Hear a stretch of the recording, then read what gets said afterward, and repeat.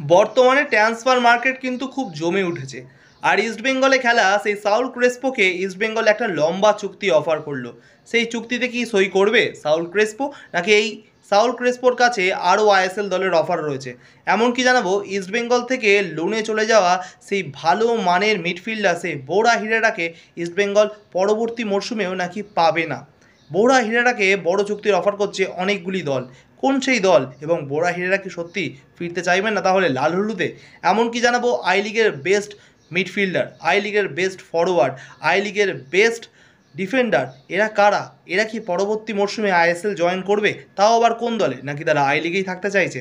প্রথমেই চলে আসছি আই লিগের কথায়। দেখো বর্তমানে আই লিগ তো শেষ হয়েছে এবং আই লিগ শেষ হয়ে মোহামেডান স্পোর্টিং সেখানে চ্যাম্পিয়ন হয়েছে এবং মোহামেডান স্পোর্টিং ইতিমধ্যেই কিন্তু আইএসএল জয়েন করে নিয়েছে। এবং সবচেয়ে যদি আমি বলি পুরো আই লিগের মধ্যে বেস্ট মিডফিল্ডার, কারণ মিডফিল্ডার একটা খুব গুরুত্বপূর্ণ পজিশন প্রতিটা ফুটবল গেমে, এবং মিডফিল্ডার যদি ভালো থাকে একটা টিম অটোমেটিকলি কিন্তু ভালো খেলতে পারবে। তো আই লিগের মিডফিল্ডার বেস্ট মিডফিল্ডার কে হবে? দেখো আমার চোখে বেস্ট মিডফিল্ডার এবং অনেকেরই চোখে, অনেকেই এটা পোস্ট করছে এবং অনেকেই তার নামে বাহবা দিচ্ছে, তার নাম কিন্তু মোহামেডান স্পোর্টিংয়ের প্লেয়ার সেই মির্জালাল কাসিমভ। এই মির্জালাল কাসিমভ কিন্তু বিদেশি প্লেয়ার, এই মরশুমে মোহামেডান স্পোর্টিংয়ে খেলেছে। দুর্ধর্ষ মাঝমাঠটাকে কিন্তু তিনি পরিচালনা করেছেন। যত কটা ম্যাচ খেলেছে তার খেলায় সবাই কিন্তু মুগ্ধ। এবং কাসিমভ লাস্ট ম্যাচে সেই দিল্লি এফসির বিরুদ্ধেও কিন্তু কাসিমভ একটা গোল পেয়েছিল। তো এই কাসিমভ নামে প্লেয়ারটি কিন্তু অত্যন্ত ভালো মানের এবং তিনি কিন্তু খুব মাথা ঠান্ডা করে খেলে। এবং এই কাসিমভের কাছে আইএসএলের বেশ কিছু দলের কিন্তু অফার রয়েছে। কিন্তু তার আগেই কিন্তু মোহামেডান স্পোর্টিং যেহেতু আইএসএলে ট্রান্সফার হয়ে গেছে, সেহেতু কাসিমভকে কিন্তু ছাড়তে চাইবে না মোহামেডান স্পোর্টিং ক্লাব। এখনও পর্যন্ত অফিসিয়াল কোনো সই হয়নি, কিন্তু মোহামেডান স্পোর্টিং এই কাসিমভকে আবারও তাদের দলে রেখে দেওয়ার জন্য কিন্তু এগিয়ে থাকবে। এবার চলে আসছি ইন্ডিয়ান প্লেয়ারদের মধ্যে ফিনিশার বা ফরওয়ার্ড পজিশনে থাকা প্লেয়ারকে আমরা আই লিগে কোথা থেকে পেলাম। তো তার জন্য আমায় নজর রাখতে হবে কিন্তু সেই আইজলের দিকে, কারণ পাহাড়ি অঞ্চল থেকে বেশ কিছু প্লেয়ার কিন্তু উঠে আসছে। আর এই পাহাড়ি অঞ্চল থেকেই কিন্তু আমরা এই প্লেয়ারটাকে পেয়েছি এবং এই প্লেয়ারটার নামে তোমরা অনেক আগেই অনেক বক্তব্য অনেক জায়গা থেকে তোমরা শুনেছো। এই প্লেয়ারটার নাম লালরিনজওয়ালা লাল বিয়াংখিয়া। এই প্লেয়ারটি কিন্তু এবার সত্যি কথা বলতে রেকর্ড করেছে, কারণ সুনীল ছেত্রীর রেকর্ডও তিনি ভেঙে দিয়েছে এবং আরও বড় প্লেয়ারের রেকর্ডও কিন্তু এই প্লেয়ারটা ভেঙে দিয়েছে। এই প্লেয়ারটি কিন্তু 20 ম্যাচ খেলে 15টি গোল করেছে এবং 3টি কিন্তু অ্যাসিস্ট করেছে।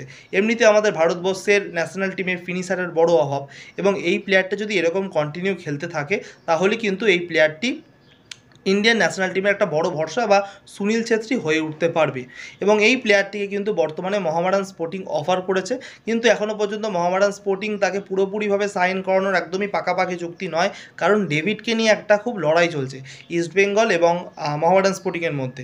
যদি ডেভিড কোনো কারণে ইস্টবেঙ্গল জয়েন করে তাহলে ডেভিডের জায়গাটা ফাঁকা হলে এই লালরিনজওয়ালাকে কিন্তু নিয়ে আসার একটা প্রভাব কিন্তু দেখা যাচ্ছে। যদি মোহামেডান স্পোর্টিং ধরো লালরিনজওয়ালাকে নিল না, ধরো ডেভিড মোহামেডানেই থেকে গেল, কারণ মোহামেডান তো ইতিমধ্যে আইএসএল জয়েন করেছে আর ইস্টবেঙ্গল তো শুধু আইএসএলই খেলবে, এএফসিও খেলবে, ইন্টারন্যাশনালও খেলবে, একটা চান্স রয়েছে তাদের কাছে। কিন্তু সেই লোভে যদি না আসে ডেভিড, যদি আইএসএলের মোটামুটি লোভেই থেকে যায় তাহলে তো মোহামেডানেই থাকতে পারে ডেভিড। কিন্তু একটা কথা, যদি ডেভিড ওখানে মোহামেডানে থেকে যায় তাহলে ধরো লালরিনজওয়ালাকে মোহামেডান নিল না, কিন্তু মোহামেডান ছাড়াও আরও অনেক দলের কিন্তু প্রভাবটা বা আরেক দলের কিন্তু অফারটা এই লালরিনজওয়ালা লাল বিয়াংখিয়ার কাছে কিন্তু আছে, যাদের মধ্যে পাঞ্জাব এফসি, জামশেদপুর এফসি কিন্তু উল্লেখযোগ্য। এই দুটি দল কিন্তু অফার অলরেডি করে রেখেছে।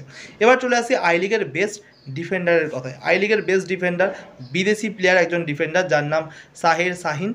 তিনি মোহামেডান স্পোর্টিংয়ে আগের বছর খেলে গেছিলো, এবছর তিনি রিয়াল কাশ্মীরে খেলেছে, খুব ভালো খেলেছে। 21টা গেম খেলেছে, 12টা ক্লিন শিট রেখেছে এবং এই প্লেয়ারটি কিন্তু 3টি গোলও করেছে এই বছর আই লিগের ম্যাচে। এবং এই প্লেয়ারটিকে নেওয়ার জন্য আইএসএলের কিন্তু বেশ কিছু ক্লাব কিন্তু এগিয়ে আসছে আস্তে আস্তে। অভিজ্ঞ প্লেয়ার, ভালো প্লেয়ার, সিরিয়ার প্লেয়ার, এবং দেখা যাক এই বিষয়টা এই প্লেয়ারটি শেষ পর্যন্ত আইএসএলের কোন ক্লাবে যোগ করে নাকি রিয়াল কাশ্মীরি আই লিগেই থেকে যায়। এবার চলে আসি উদীয়মান সবচেয়ে ভালো প্লেয়ার হিসাবে। আই লিগের উদীয়মান ইয়াংস্টার প্লেয়ার, ইন্ডিয়ান প্লেয়ার কে হলো, যার নাম কিন্তু গিয়াম নিকুম। এই গিয়াম নিকুমকে আমরা সবাই অনেকেই প্রথম থেকেই চিনি, সেই রাজস্থান ইউনাইটেডের হয়ে কিন্তু তিনি মোহনবাগানকে পরাজিত করেছিল। তারপরে কিন্তু তিনি মুম্বাইতে চলে গেল এবং তারপরে কিন্তু ইন্টারকাশিতে গিয়ে খুব ভালো খেলেছে।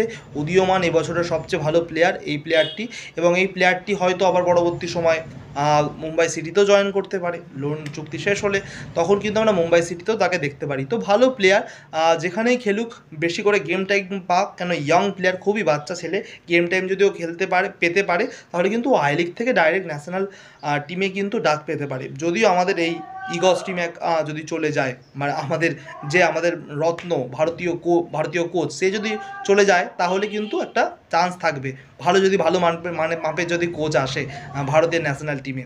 তো যাই হোক, তার ভবিষ্যতের উন্নতি কামনা করি। এবং সরাসরি চলে আসছি ইস্টবেঙ্গলের কথায়।